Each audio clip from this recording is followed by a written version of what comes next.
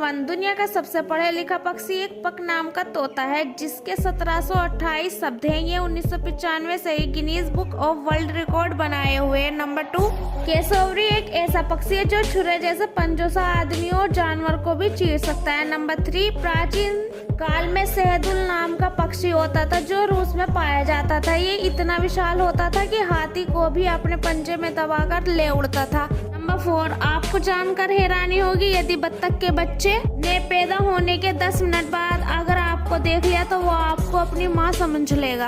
वो वीडियो अच्छी लगे तो वीडियो को लाइक कीजिए और चैनल सब्सक्राइब कीजिए।